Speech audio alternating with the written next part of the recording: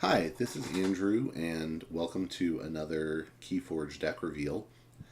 This is a deck, Honorable O Whispergiver, that I opened maybe about a week and a half ago, 2 weeks ago at a sealed auction format tournament. So there were 20 people there, including me, and this took me to second place in the tournament. It went 4 wins and 0 losses through the rounds of Swiss, getting me into the second seed for the top 4 cut.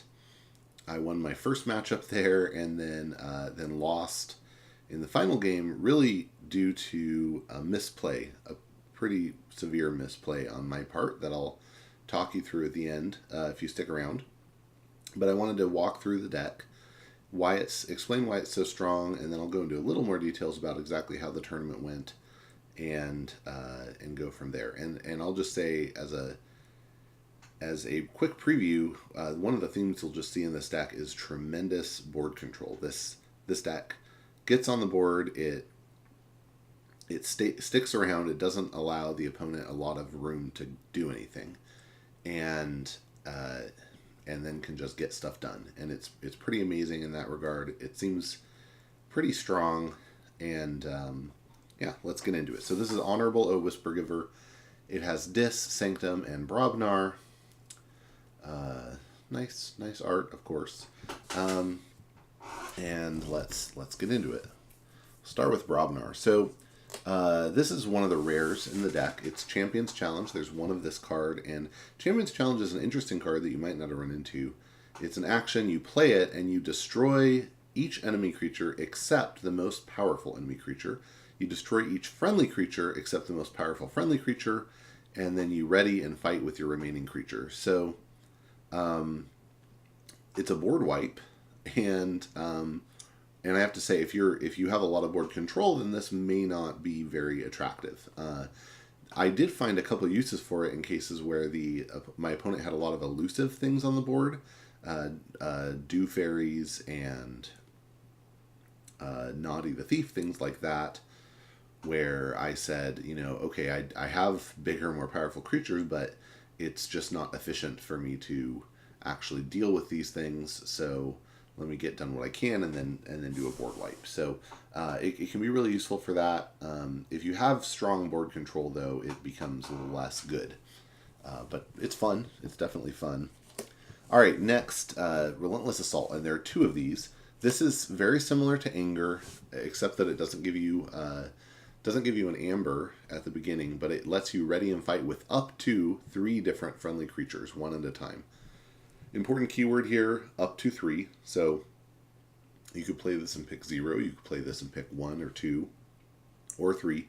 They have to be different creatures. So if you have 2 creatures, you can't use this on them. Use this on one creature once and the other creature twice. It has to be 3 different creatures. So, and what it does to those creatures is ready and fight with them.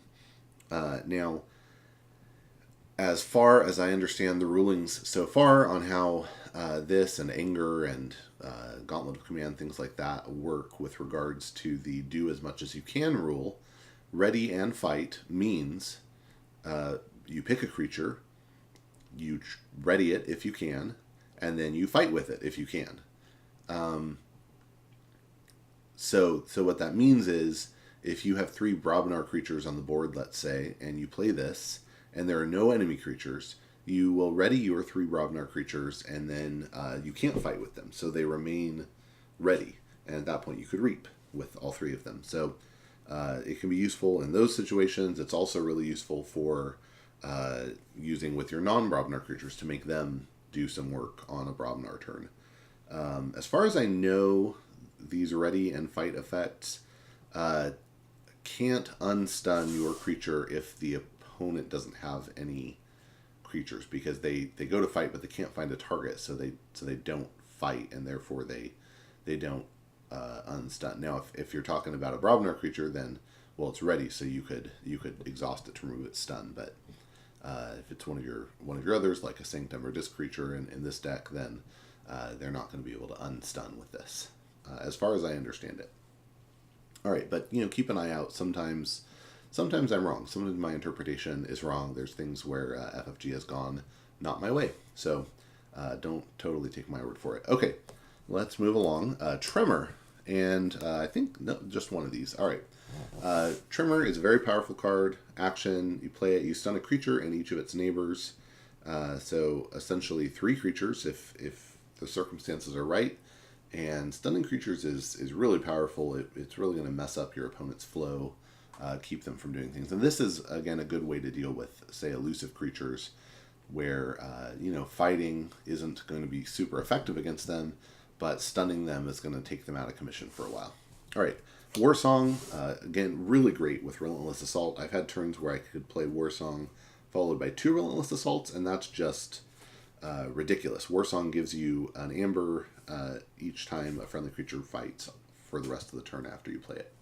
So, pretty powerful effect in the right circumstances. All right, now we get into the Brobnar creatures. And here's where this deck just has some great consistency here.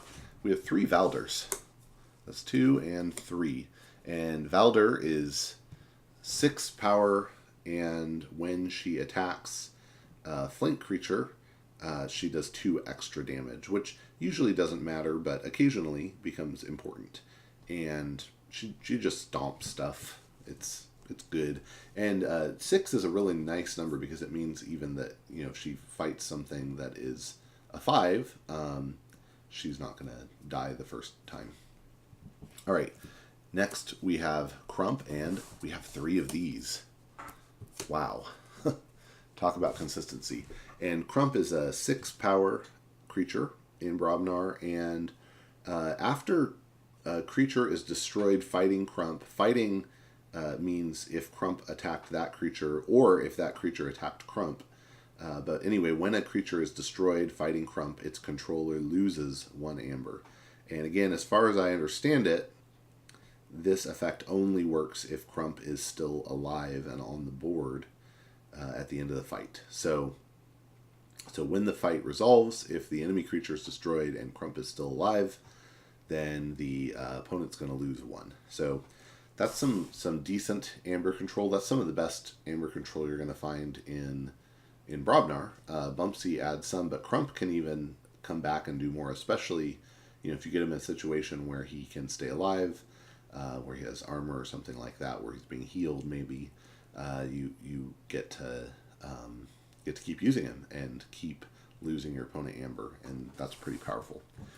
All right, and then we have Lomir Flame Fist, 5 power, and when you play him, if your opponent has 7 or more, they lose 2. All right. Now it's time to... So, really quick, I'll just say, I think you can see here already 7 nice Brobnar creatures that are pretty powerful and have a little bit of amber control, at least amber destruction. All right. Now let's get into Dis. Control the weak. Action, you gain an amber. You choose a house on your opponent's identity card, so you can't choose one they don't have, and they have to pick it. Pretty cool. And we have 2 of them. So now you can't get a benefit from playing this twice on the same turn. If you were to do this and pick a different house with each one, then the way I understand the rules right now is your opponent at that point has 2 competing must choose effects, and they get to choose which of them to give priority when it's their turn. So now I have gotten in situations where I successfully guessed what they didn't have in their hand. Said control the weak, you play Untamed, and they said, okay, I don't have any Untamed cards, pass. And was able to follow it up with another one right away, which made them essentially lose 2 turns, which is a pretty strong thing to pull off. So this is a really good card. It helps a lot to be able to guess what your opponent is doing and what they have in their hand. By the way, what's in their discard pile is public knowledge. You're allowed to ask to see their discard pile, so don't be afraid to do that. All right, next let's look at Hand of Dis. Hand of Dis destroys a creature that is not on a flank. This doesn't seem great in a deck that is really good at smashing stuff anyway, but it is good for elusive creatures sometimes. But usually, if I have a disc turn and I don't have a target for this, I'm probably gonna just discard it. And there's 2 of them, so that's not amazing. Screaming Cave, also not something I'm really thrilled about. It's an artifact and it has an action. You shuffle your hand and discard pile into your deck. So when is this useful? Well, if you picked this and you have, let's say, some other cards sitting in your hand and you think, these are probably, I don't really want these. I like what's in my discard pile. I'd rather just get 6 fresh cards that could be from these, my deck, or my discard pile, then, go ahead and use it. It's not terrible, but it's almost never, something I'm thrilled about. I'd probably rather have like a Lash of Broken Dreams or something like that. But it's good. It's just not great. Okay, now into the disc creatures. Charette, capture 3, and that's strong. Again, some amber control there. Not a lot. It's not as good as stealing. Charette's not really strong, but you do, you can keep someone off a key for a turn or whatever. Dust Imp, 2 power, and when it's destroyed, you gain 2. That's really for getting amber for you. It's not that great. Okay, and here, this is an interesting one. Guardian Demon, 4 power, and when you play it, when you fight with it, or when you reap with it, you heal up to 2 damage from a creature. Up to 2 means, it could be 1, that'd be fine. And you deal that amount of damage to another creature. This is another way to get rid of those elusive cards. You have some Brobnar cards out. They've been doing damage. They've been fighting stuff, but your opponent has an annoying Naughty the Thief out. Well, you play Guardian Demon from your hand. You take 2 damage off of your, let's say, your Valder, and you plop it onto the Naughty, and suddenly, boom, it's gone. So that's pretty powerful. And the fact that you can, be generating amber while you're at it is great. Even, I've been in some situations where my opponent just didn't have anything on the board, and I had some creatures with damage, and I was able, you'll see when we get into Sanctum, we have some stuff that has armor on it, and so I could even, take the damage off of one creature and put it onto a creature with armor, essentially making the damage just fizzle. So, but sometimes you might want to keep it around for when your opponent adds creatures out. All right, Pit Demon, 5 power, and it can do an action to steal 1. It's pretty good. Shaffle's pretty good. At the end of your turn, your opponent loses 1. That's great. It's wimpy, but if you have board control, then they might have to leave it out there. Snudge, when it fights or reaps, you return an artifact or flank creature to its owner's hand. Just another way to keep whittling down your opponent's board state. Amazing. The Terror, it's 5 power, and when you play it from your hand, if your opponent has no amber, you gain 2. Really nice opening move. And there are other times it's good too. Okay, so there's now if you can have these disc creatures out and be reaping, moving damage around, shoving stuff back in your opponent's hand, it can be pretty nice. Okay, let's get into Sanctum. Blinding Light, 1 amber. Play it, you choose a house, stun each creature of that house. Typically, you want to pick a house your opponent has a bunch of creatures on the board with. Occasionally, you might be willing to stun some of your own creatures to get the right ones from your opponent. But and sometimes, my opponent would have no creatures on the board. I would play this, get the amber, and pick, a house, Mars or something that just isn't there, and it'd be fine. All right, 2 of those. And again, I think stuns are pretty strong. So, if my opponent plays Shadows, they have some stuff out, it's elusive, I'm having trouble getting rid of it, Blinding Light is going to be really nice. Cleansing Wave. After you've been doing all those relentless assaults, you play Cleansing Wave, and you heal 1 damage from each creature and gain 1 amber for each creature healed this way. That's fantastic. Doorstep to Heaven. And by the way, the Cleansing Wave would apply to your opponent's creatures as well if they have damage. And, getting an amber for healing the damage off your opponent is generally a pretty good deal. All right, Doorstep to Heaven. There are 2 of these in here. You gain an amber, and then each player with 6 or more is reduced to 5. This is, again, some pretty decent amber control. It can hurt yourself, if you have 5 and you play this, that initial amber kick in the left corner gets you up to 6, and then the text is going to drop you back down to 5. So it really only helps you if you are at 4 or below, or if you're just really worried about hurting your opponent. It'll drop them down to 5 and hopefully keep them off a key. Potion of Invulnerability. It's an artifact, gives you an amber, and it has Omni. Sacrifice it, and for the remainder of the turn, each friendly creature cannot be dealt damage. Again, really nice to have on the board. You get a nice board state. Burn this, and then use a couple Relentless Assaults with a War Song, and wow, you're just in business. Bulwark. 4 power, and each of its neighbors gets +2 armor. It has 2 armor as well.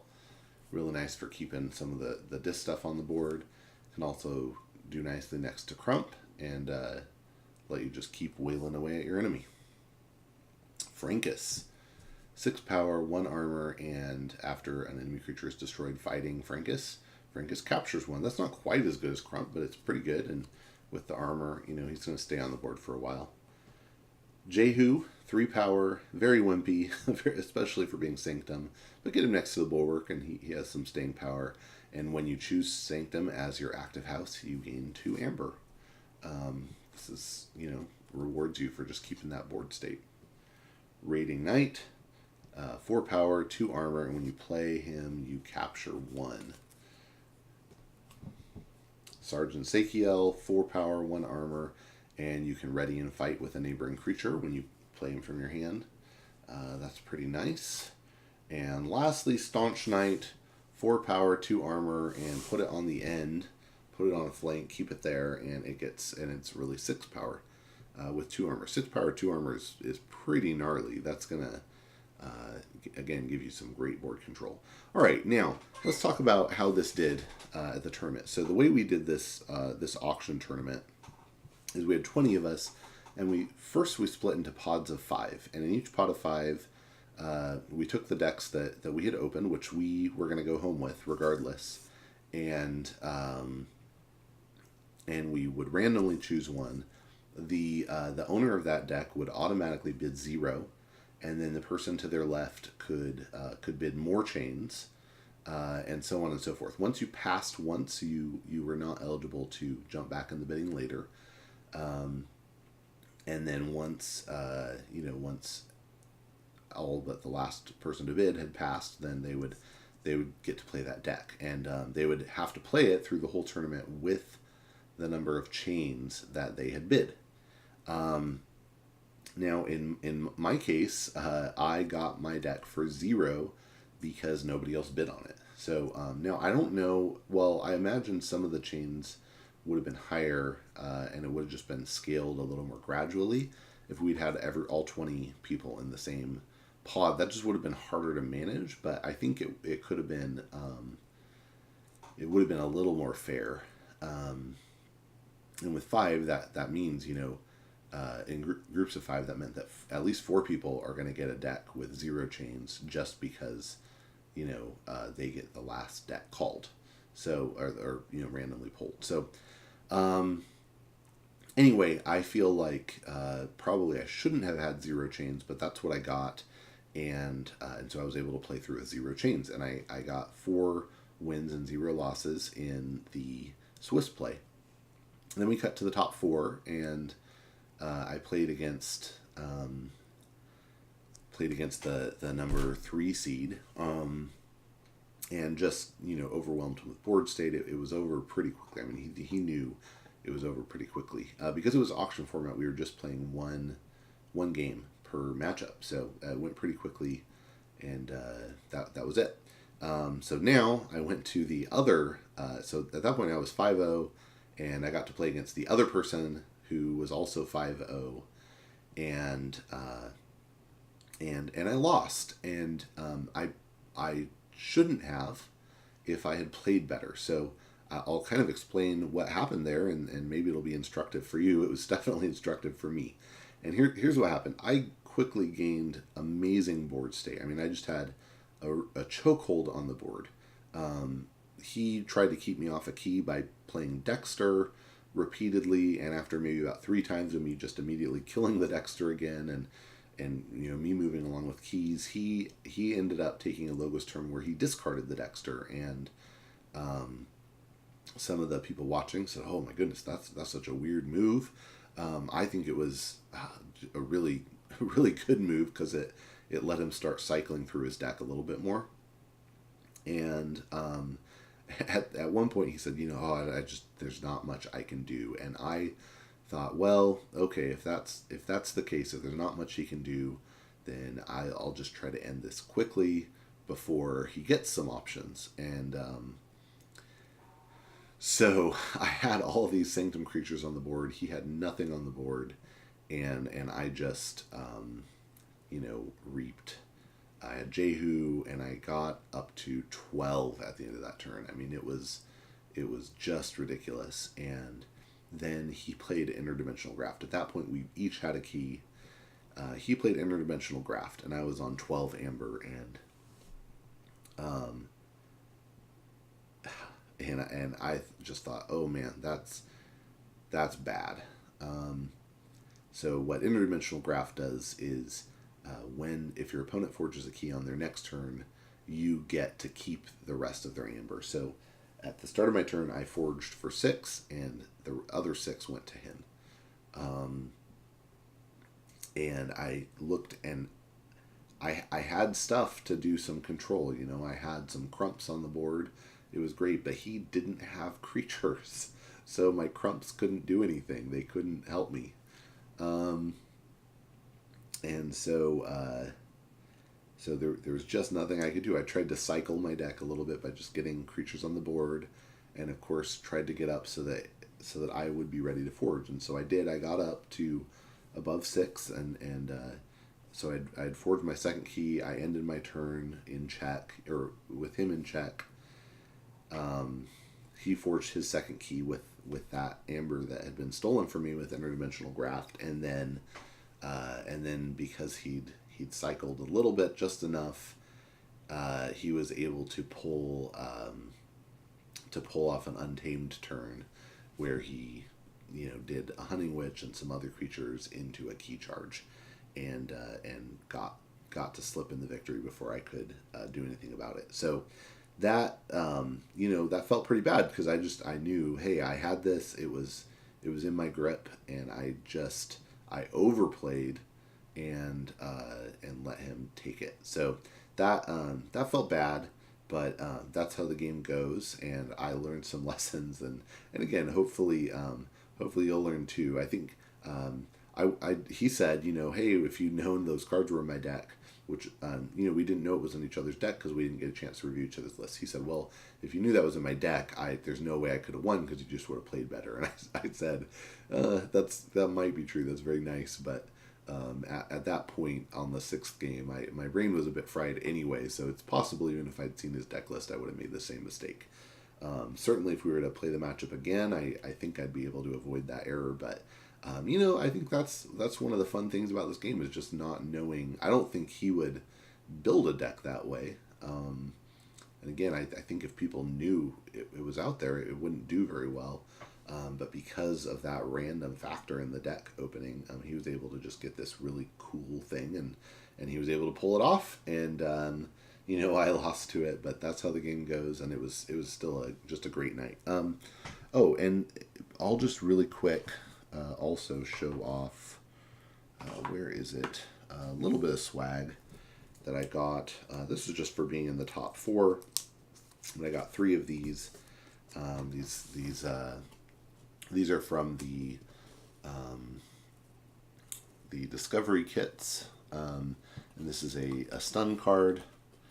It's miniature. It's about the same. It is the same size as the Arkham Horror Investigator location tokens. So anyway, it's really nice. It goes nicely.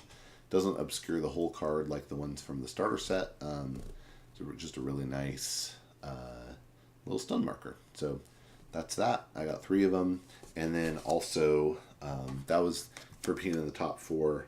And then this cool full bleed Valder chain tracker / active house marker. Anyway, So cool stuff. Honestly, that's a little low on the curve for swag for a tournament, but I had a lot of fun and learned a lot, and it was great. So anyway, get out there, keep forging those keys, and don't make the same mistakes that I did. Have a good day.